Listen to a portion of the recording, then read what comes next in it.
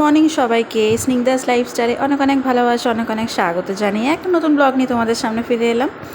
তো উঠেছি সকালবেলা, উঠে দেখো তোমাদের দাদা ব্রেকফাস্টটা আমি রেডি করে দিয়েছি। আর তোমাদের দাদা আমি উঠেই ঘুম থেকে দেখি তোমার দাদা দেখি মাছ এনেছে বাজার দিয়ে, সেগুলোকে নুন হলুদ মাখিয়ে রেখে দিয়েছে। আর এদিকে দেখো আলুটাও কেটে দিয়েছে, পেঁয়াজটাও কেটে দিয়েছে। তো আমার একটু কাজের হালকা হয়ে গেল।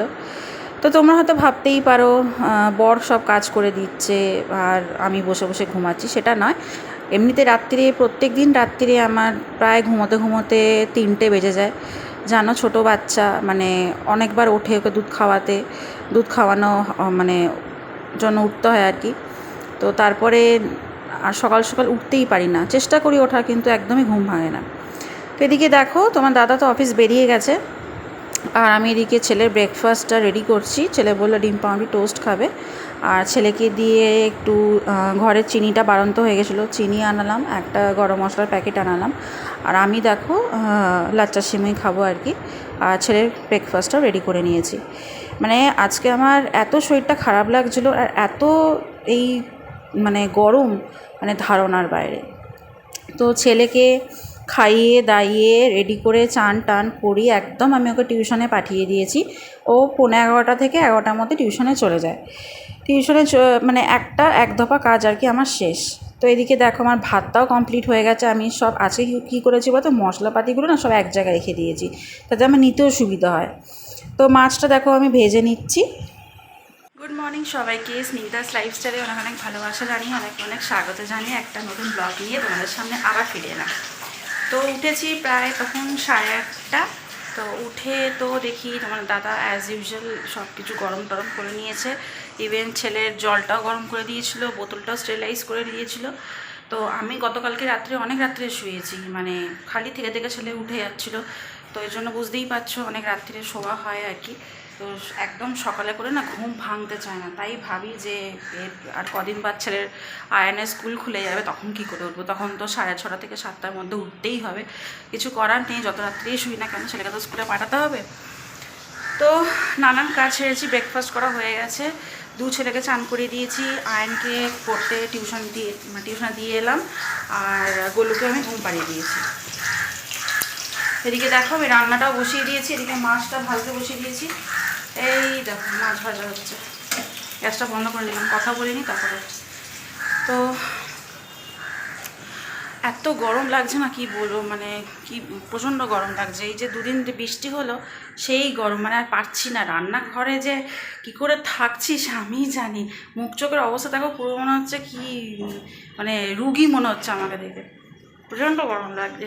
সকাল থেকে এক নাগারে কাজ করে যাচ্ছি, ছেলেকে মানে যেইটুকুনি কাজ করি না কেন আর কি, মানে একটু করে কাজ করছি, বসে যাচ্ছি পাখার তলায়, আরও মানে অস্থির করছে শরীর একদম। তো ওর মধ্যেই আর কি সব কাজ মোটামুটি আপাতত এখনকার মতন কমপ্লিট করেছে, আরও কাজ বাকি আছে। ভাবছি বেসিনটা পরিষ্কার করব। ফ্রিজের পেছনটা ঝুল হয়েছে, মাসিকে প্রত্যেক দিন বলি, মাসি যে সরাতে পারে না, সেগুলো ঝাঁট দেওয়া হয় না। তো দেখি আর যদি আমার সময় হয় তো করবো। এদিকে দেখো মালাগুলো দেখো ওইভাবেই পড়ে রয়েছে, পুরো শুকিয়ে গেছে। এদিকে ওই দিকে দেখো সব শুকিয়ে পড়ে রয়েছে, মানে আমার এত সময়ের অভাব কি বলবো। তো চলো, মাছটা তো ভাজা হয়ে গেছে, তুলে নিই, আর পরে আসছি। ব্লগটা দেখতে থাকো, আশা করি ভালো লাগবে, সঙ্গে থাকো। ছেলেকে টিউশনে পাঠিয়ে দিয়ে দেখো একদম জোর কদমে কাজে লেগে পড়েছি। গরম লাগলে তো কিছু করার নেই, কাজ তো করতেই হবে, নাহলে খাবো কি না। আর আমি না রান্না করলে আমার ছেলে খাবে কি, আমার বর খাবে কি। তো দেখো এত গরমের সত্ত্বেও সেই অবস্থায় আর কি রান্না করছি। তো একদিকে রান্নার মাছের আলুটা ভাজতে বসিয়ে, তো ভেন্ডি ছিল ঘরে, তো ভেন্ডিগুলো যেন বেশি দিন রাখলেই আর কি নষ্ট হয়ে যায়। তো ওই জন্য বাধ্য হয়ে ভেন্ডি আলু ভাজা করলাম। তো এদিকে দেখো সাইডের জানলা মানে দরজাটা আমি খুলে রেখেছি, একটু হাওয়া দিচ্ছিলো। হাওয়া দিলে কি হবে, কিন্তু প্রচণ্ড গরম, এত গরম, মানে আজকে আমার শরীর খুবই খারাপ করছিলো, মানে এত ঘাম বেরিয়েছে ধারণার বাইরে। তো দেখো রান্নাটা বসিয়ে বেসিনটাও পরিষ্কার করে নিচ্ছি। মানে একদম আজকে একদম মানে কোমর বেঁধে একদম কাজ লেগে পড়েছি, কারণ ছেলে ঘুমাচ্ছে, ছেলেকে ঘুম পাড়িয়ে দিয়েছি, মানে গোলুকে ঘুম পাড়িয়ে দিয়েছি, আয়ানও চলে গেছে। তো ভাবলাম একদিকে রান্নাটাও কমপ্লিট করি, আর একদিকে দেখো এদিকে টুকটাক করে পরিষ্কারও করি। তো দেখো বেসিনটা আমার হারপিকটা ছিল না, তো আমি সাবান গুঁড়ো দিই আর কি পরিষ্কারটা করতে হলো। আর এদিকে দেখো বেসিনে হ্যান্ড ওয়াশটা আমি জল দিয়ে মিশিয়ে রেখে দিলাম, কেন কি আমার ছেলে খুবই দুষ্টু, একটু থাকলেই মানে যদি ঘন জিনিসটা থাকে একদম মানে পুরো হাত ধুয়ে দিয়ে নষ্ট করে দেবে। বেসিনটা পরিষ্কার করা হয়ে গেল। তো তোমাদেরকে এর আগে বলেছিলাম ফ্রিজটা হালকার উপর দিয়ে মুছে দিয়েছি, কিন্তু আজকে দেখছি ফ্রিজটা প্রচণ্ড নোংরা হয়েছে, ফ্রিজের পাশে পেছনে প্রচণ্ড নোংরা হয়েছে। তো মাসি আসে কাজ করতে, কিন্তু মাসি যেই সময় আসে সেই সময় আমার সম্ভব হয় না যে ফ্রিজটাকে সরিয়ে আর কি মাসিকে বলবো ঝাঁট পরিষ্কার করতে। তো মাসিও সরায়ও না, মানে তোমাদের দাদা থাকলে এক হয়, আর আমি যদি ফ্রি থাকি তবে। তো যাই হোক, আজকে একটু হাতে যখন সময় ছিল একটু কাজগুলো করে নিলাম, নাহলে মাঝে মাঝে যদি না পরিষ্কার করি কী করে হবে বলো তো, একটু পরিষ্কার না করলে হবে, পুরো ঝুলে ঝুল হয়ে যায়। তারপরে যা হাওয়া দিচ্ছে, মানে আমার তো জানলা দরজা খোলাই থাকে সবসময়, তোমরা দেখতেই পারো আমার ব্লগে, তো হাওয়ার সাথে সাথে নোংরাও ঢোকে। তো এই জন্য থেকে থেকে একটু পরিষ্কার পরিচ্ছন্ন করাটা উচিত। তো দেখো ওদিকে পরিষ্কার করতে করতে আমার এদিকে রান্নাটা কমপ্লিট হয়ে গেছে। রান্না বলতে আমার মাছের ঝোলটা কমপ্লিট হয়ে গেছে।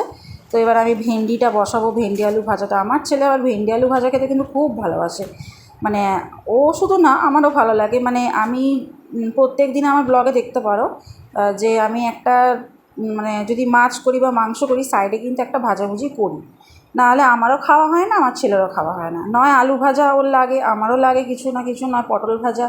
পটল ভাজাটা আমার ছেলে খেতে চায় না, ও ভেন্ডি থাকলে ভেন্ডি আলু ভাজা। তো এদিকে দেখো ভেন্ডি আলু ভাজাটা আমার কাটা ছিল না, আমি তো অনেক পরেই কেটেছি, যে নুন হলুদ দিয়ে ভেজে নেবো একদম তাড়াহুড়ো করে। মানে আমি একদম আজকে কোমর বেঁধে লেগে পড়েছি, মানে কষ্ট হচ্ছে কিন্তু কি করব, কাজ তো করতে হবে, কাজ না করলে কি করে হবে বলো তো। তো যাই হোক, এদিকে দেখো ফ্রিজ পরিষ্কার করে তারপরে ভেন্ডি আলুটা ভাজতে বসিয়ে আজকে যেখানে আমার কাঠের আলমারিটা সেটাও ভাবলাম পরিষ্কার করে নিই। যখন ফ্রিজটা পরিষ্কার করতে পেরেছি তখন এটা ছোটোখাটো একটা জিনিস, বেশিক্ষণ লাগবে না। তো দেখো একদম মানে ওপরটা কাপড়টা আর কি পাল্টাইনি, কাপড়টা বেশ সেরকম নোংরা হয়নি আর কি, কাপড়টা একটু ঝেড়ে নিয়েছে, পুতুলগুলোকে ঝেড়ে নিয়েছিলাম। আর সেরকম এখানটা আর কি নোংরা হয় না, আমি মাঝে মাঝে পুতুলগুলো একটু ঝেড়ে দিই আর কি।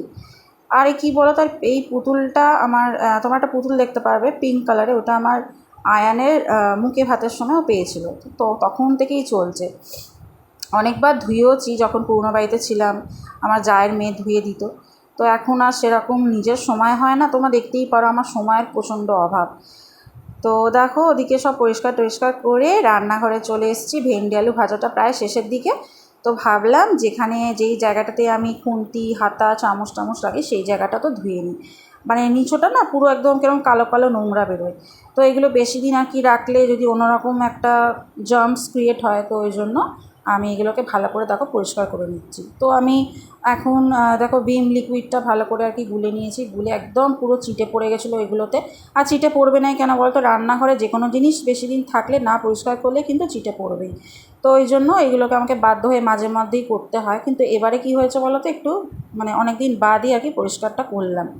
সময়ের অভাব, তোমাদেরকে বারবারই বলছি, সময়ের অভাব আর কি। আমি মানে কি বলবো, আর সারাদিন মানে দু ছেলেকে নিয়ে ব্যস্ত। তো নানান কাজ করতে করতে আমি আজকে প্রচণ্ড টায়ার্ড হয়ে গেছি। লাস্টে চান করে উঠে আমার আর সহ্য হচ্ছিল না, এত গরম লাগছিলো। আমি সোজা চান করে উঠে কাপড় টাপড় শুকুর দিয়ে আমি সোজা চলে গেছিলাম ঘরে।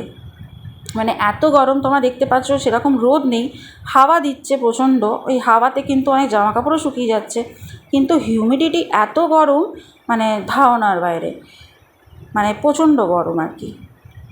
সবাইকে তো বাজে যায় প্রায় এখন 1:30 মতন। তো চান টান করা সবই হয়ে গেছে, রান্না তো কমপ্লিট অনেকক্ষণ আগেই হয়ে গেছে। তো ছেলে দেখো টিউশন দিয়ে পড়ে চলে এসছে, আর চান টান করে উঠে প্রচণ্ড গরম লাগছিলো। তো ওই জন্য আর আমি সেই তোমাদেরকে বললাম ওদিকে টিভির ঘরে মালাগুলো চেঞ্জ করব, তো আর সেগুলো আর হয়ে ওঠেনি, এতটা গরম লাগছে না, আমি আর পেরে উঠছি না। নানান কাজ তোমাদের সাথে শেয়ার করেছি, অনেক কাজ ছিল। ফ্রিজের মাথাটা পরিষ্কার করলাম, তারপরে কাঁঠাল মাটিটাকে পরিষ্কার করলাম, প্রচণ্ড ঝুল হয়েছিল, এত গরম মানে আমার পুরো নাইটি বাইটি সব ভিজে গেছিলো, এত গরম। মানে আমি যে গায়ে জল ঢেলে আবার নতুন নাইটি যে পরবো সেটার বেকার ওগুলো করা, আর সেই মাসি তো সেই কালকে আসবে, আবার সেই কাপড় ধুতে হবে। বাইরেটা আর কি সেরকম আর কি নেই, রোদ নেই, কিন্তু প্রচুর গরম, হিউমিডিটি প্রচণ্ড বাইরে। আমি ছেলেকে দিতে গেছিলাম টিউশনে, মানে প্রচুর গরম বাইরে।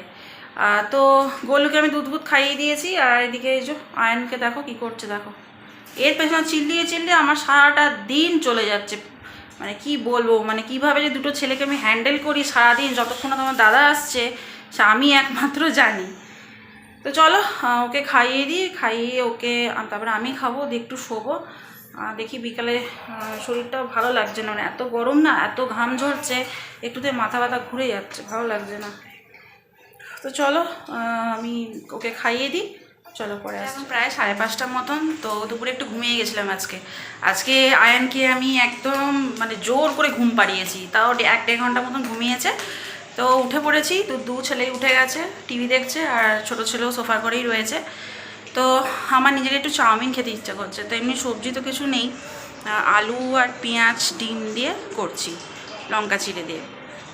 তো এদিকে দেখো আমার চাউমিনটা সেদ্ধ হয়ে গেছে, এই যে চাউমিন সেদ্ধ করে নিয়েছি। এদিকে এই যে আলুটা কেটে নিয়েছি, এদিকে দেখতেই পাচ্ছ এই যে পেঁয়াজ কাটা আছে, লঙ্কা চিড়ে কাটা আছে। এদিকে দেখো ডিমটাকে ভুজিয়া করে নিচ্ছি, তারপরে যেরকম প্রসেসে করো ওরকমই করছি। রোজ রোজ কী খাবো, সন্ধেবেলা খিদে পায়, তো এই জন্য আজকে ভাবলাম যেহেতু ঘরে চাউমিনটা আছে চাউমিনটা করি। তো চলো, যা আমার অবস্থা হচ্ছে, পুরো মুখ চোখটা না পুরো ঘেমে একদম গেছে একদম। চলো চাউমিনটা রান্না করে নিই, খিদেও পেয়েছে, ছেলেকেও খাওয়াবো, আবার খাইয়ে পড়তে বসাবো। চলো চলে এসেছি চাউমিন করে, এই দেখো চাউমিন আমার করা হয়ে গেছে। এই যে চাউমিন করতে গিয়ে আমি একদম নাজেহাল হয়ে গেছি, এত গরম, পুরো আমার নাইটি বাইটি পুরো ভিজে গেছে, কি অবস্থা। তো আগে আমি ছেলের খাবারটা নিয়ে এসেছি, ছেলেকে খাওয়াবো, তারপরে আমি একটু গাটা ধোবো, তারপরে আমি খাবো। এত গরমে না আমার না খুব কষ্ট হচ্ছে, সকাল থেকে সে চোখ মুখ কেমন অন্ধকার হয়ে যাচ্ছে, ভালো লাগছে না। তো এই ঘরে এসে বসেছি পাখার তলায়, এখন একটু বসবো, খামটা শুকাবো, তারপরে খাবো। তো বন্ধুরা চলো আজকে ভিডিওটা আমি এখানেই শেষ করে দিচ্ছি। যদি আমার ব্লগ দেখতে ভালো লাগে একটা লাইক কমেন্ট শেয়ার করে দিয়ে চ্যানেলটাকে সাবস্ক্রাইব করে দিও। তো আজকের মতন এইটুকুনি, আবার নতুন ব্লগ নিয়ে তোমাদের সামনে আবার ফিরে আসছি। সবাইকে টাটা, শুভরাত্রি, টাটা।